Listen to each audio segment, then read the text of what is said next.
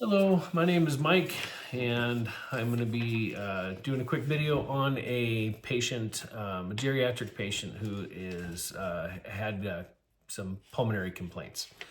This patient ID identification was PO. She was born in 42, and she's a 72-year-old Caucasian female who presented to the clinic unaccompanied and appears to be a reliable historian. Her chief complaint was she was here for a wellness exam. However, she also stated that she had some peripheral or dyspnea on exertion recently.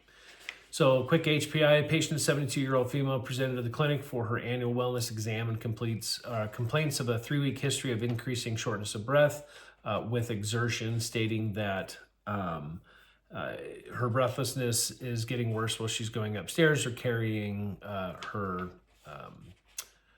groceries in. However, she does state that that does resolve at rest. She's also noticed that she's been having a cough over the last 3 weeks and some lower swelling in her ankle regions. Patient denies or states that she's had kind of a low-grade fever over the past couple weeks as well, but that resolves at night. She denies any associated chills, weight loss, night sweats, or any other additional complaints. She denies any chest pain, dizziness, or lightheadedness as well. She also states that she doesn't believe any of these symptoms are changing or affecting her activities of daily living that she can notice. She has a small medical history with some general anxiety disorder, along with insomnia and hypertension, along with dyslipidemia.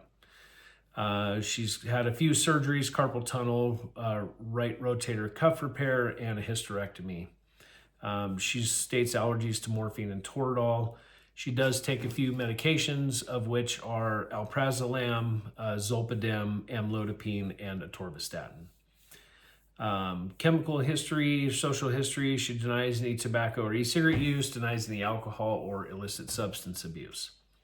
Family history, her mom died at 60 from a brain tumor, and her father passed away at 65 from a heart attack.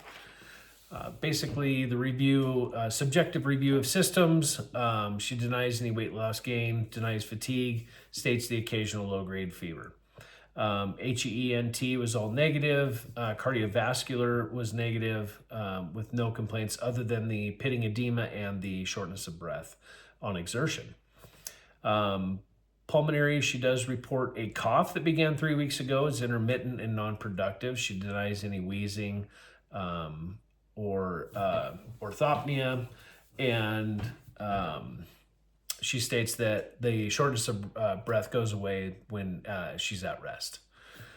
As far as the GI and GU, she's got no complaints, along with neuro or the lymph systems, and endocrine. She denies any recent anxiety attacks, depression, or self-harm.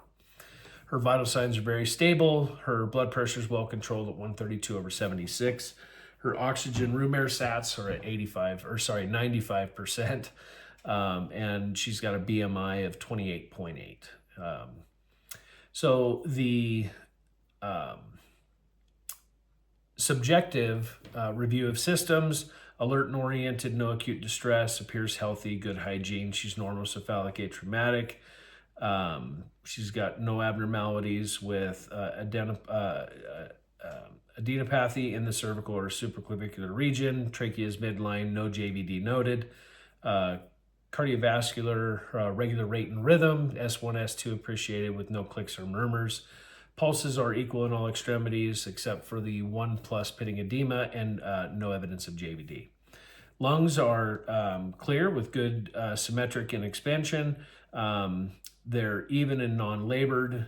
She's got no use of accessory muscles, and no evidence or no stridor, grunting, or wheezing was appreciated. She's got normal ataxia, normal gait.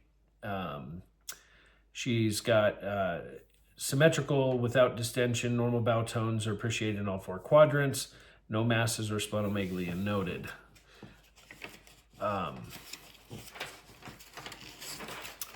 So the differentials that I came up with were, the first one was congestive heart failure, based on the fact that patients got several symptoms suggestive of heart failure, specifically the shortness of breath and DOE with mild lower extremity pitting edema, and that worsening at the end of the day, which is consistent with the fluid retention and a possible reduced cardiac output, both of which are key features of congestive heart failure. Additionally, I went with chronic obstructive pulmonary disease. The rationale for this is that the patient denies a chronic cough. However, a recent intermittent non-productive cough for 3 weeks is noticeable. The increases of shortness of breath with exertion that raises some concerns for COPD, especially since the patient denies shortness of breath at rest. According to the World Health Organization, people with COPD can have lungs that get damaged or clogged with phlegm and have symptoms that include cough, difficulty breathing, wheezing, and tiredness. Although this patient denies a history of smoking, she did have a stated exposure to secondhand smoke from her husband, of which they've been married for 42 years. Lastly, I went with acute bronchitis. The rationale was given this patient recent history of intermittent cough that started approximately 3 weeks ago and shortness of breath with exertion that could potentially account for this differential. However, given that the fact the patient denies any history or previous history of pitting edema and the fact that she has it, this would typically not present with chronic bronchitis. So kind of went with the congestive heart failure. So diagnostics are blood samples of BMP, EKG, chest x-ray, CBC stress test, and echocardiogram for diagnosis. Treatment was deferred at this time, given that she was in no major or acute distress at all.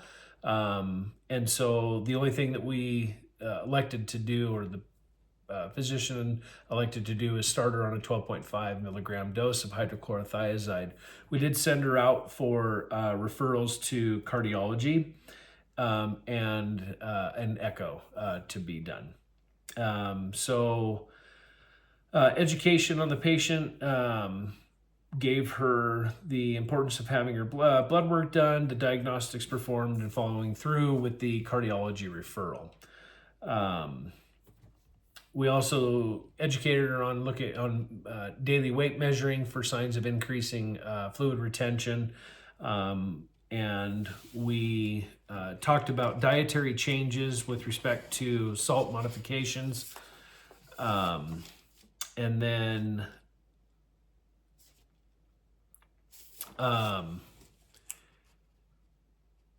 so in addition to her complaint of DOE, she was also there for her annual wellness exam, which everything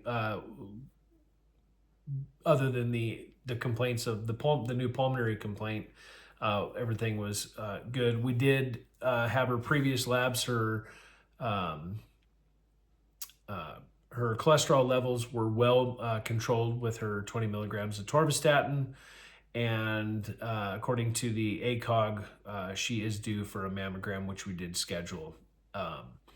So follow up with respect to that, we recommended the patient return within 1 week to assess the effectiveness of the diuretic and to follow up on the lab results. Additionally, the cardiology referral is confirmed for the appointment for her for the next day. She was able to get in that to get an echo done. We discussed increasing intervals of routine follow-ups, visits every 3 to 6 months to monitor reversing symptoms and long-term care of CHF. Lastly, we highly recommended or encouraged the patient to seek emergency medical treatment if her symptoms of shortness of breath increased or if she started to feel any form of cardiac pain or dysrhythmias.